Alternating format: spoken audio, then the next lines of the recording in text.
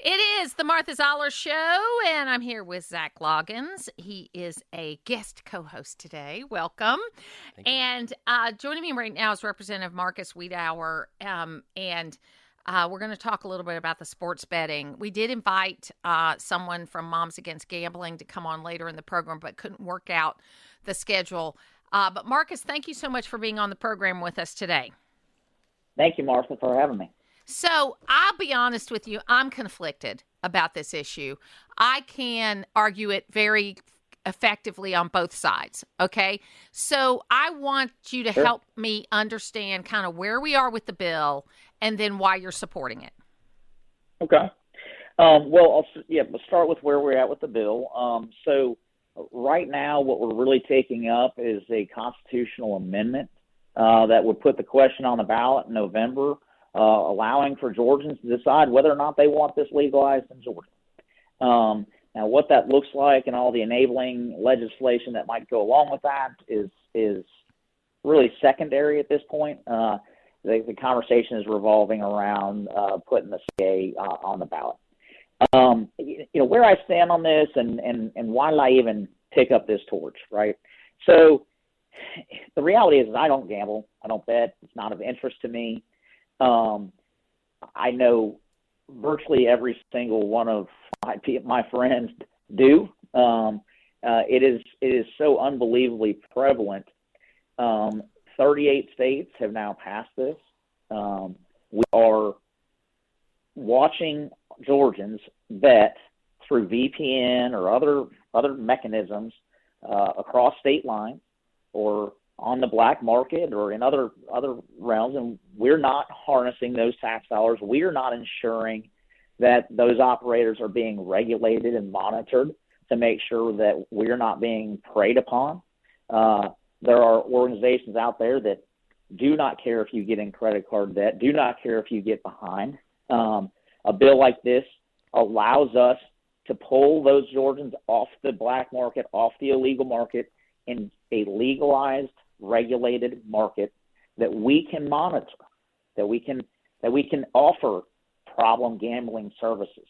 These that we don't allow for the usage of credit cards in this. We the people that are doing this are doing it right now. If anybody's heard me talk about this, I'm anti bricks and mortar, okay, of any kind. I don't want casinos. I don't want horse racing. I think that this is something that is happening with so many people right now, and we're losing those tax dollars, and we're not giving them an avenue to be protected. And Richard Woods, who's the superintendent of Georgia Department of Education, sent out a statement that he didn't show up at the hearing, but he said he was opposed to it. Would that have any impact on anybody, or do you think everybody's made their mind up? No, I think there are a lot of people like you, Martha, that are conflicted, right? I mean, it's not that I couldn't sit here and understand. I mean, I certainly understand the concerns. I've listened to hours and hours of testimony from all sides of this, and I don't disagree with some of the concerns, but the issue is those things are happening right now, and we have an opportunity to offer services, offer outlets for people to get help, for us to make sure that people are not being preyed upon. And to ignore the fact that it's occurring right now the way it is and how prevalent it is, I think that's just short-sighted, quite frankly. And we're losing tax dollars to Tennessee and North Carolina and Florida that are all gambling around us, where when we can harness those dollars, put it directly into the lottery so we can continue to fund education. Some of the language in this, it actually forces the lottery to spend their reserves on education. So right now they're sitting on a mountain of money that they've not deployed.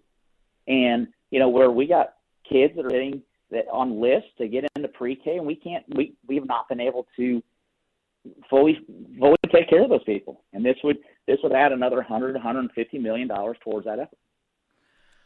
So what's next as far as the process? Well, right now it's in a committee. We will probably, I believe we're going to hear it again tomorrow. I believe that it would come out of committee tomorrow, and then it would be in rules, and ultimately it's going to be up to leadership on whether or not that comes to the floor. Good morning, Marcus. Zack Loggins here. Yeah, Zach. I would tell you I'm 100% with you, everything you said there about the sports gambling bill. As somebody that loves sports, don't mind the opportunity to gamble on a game here and there. $5-10 makes it interesting, right? Or put it all on the Georgia Bulldogs to win the 2024 national championship, maybe. There you go. Yes, sir. You talked about generating revenue and possibly going to lottery. I think last year it was being held up because there was kind of a trying to figure out whether it went to a general fund, a special interest, or to Hope. Do you have any input there? Well, I mean, I firmly believe that it should go directly to the lottery. I mean, I look at this as another game to be offered. I think that the money should go to education. Here's the problem with that, right? When you open that door, we all wrap our heads around education, right? The majority of our budget, state budget, goes to education. We're constantly looking for more dollars to educate our children at every turn. You start cracking the door of sending 5% here, 5% there. Like every special interest is going to come to the table and try to take a bite of the apple. And I really, in my opinion, I think we focus this in one direction, and let it be more money that we are able to fund proper education for children. Right, and I know I've heard Senator Butch Miller sit here and talk about the morality of it, and totally understand where he's coming from there. But I'd say you can obviously go into any gas station, buy a lottery ticket. I can open up the Georgia Lottery app on my phone right now and buy the $5 scratch off in 2 seconds. That money's gone. So like you said, put it on the general ballot and giving the people of Georgia the opportunity to make their voice heard, I think is the way to go myself for sure. Well, and Representative, go ahead. I'm sorry. That's okay. I was just going to say you bring up gas stations. I mean, I've often talked about this too. I can't believe we go into gas stations right now and have COAM. Coin-operated amusement machines. I mean, it feels like slot machines in almost every gas station. So, this is something, again, going back to the whole bricks and mortar, like that side of things, I absolutely that rubs me, right? And that's in everybody's face. That changes kind of the culture in which we live in. This is something that's on everyone's phone right now. It is not going to affect you if I'm doing it. If I'm not going to affect you one way or the other. Well, and I think too that, and look, we have a pool for the March Madness at our radio station. Okay, so I love to participate in this kind of stuff. I understand the concerns that people have, but I think you guys have made the best case this time to be able to get this to a vote for the people. And if you remember, the lottery barely passed, okay? And it is probably one of the more popular things because of Hope Scholarship and the other things it does that Georgia has as far as a program. So it does take time to convince people, that's for sure. Absolutely. And again, like you said, I mean, it goes to the voters. If I'm wrong, if the majority of the voters don't want it, fine by me. It's not going to change anything. I just believe there's enough people out there that want this legalized. They can do it in a fair and safe way that want it. And we'll find out in November, hopefully. So if people want to make their voices heard, how can they do that?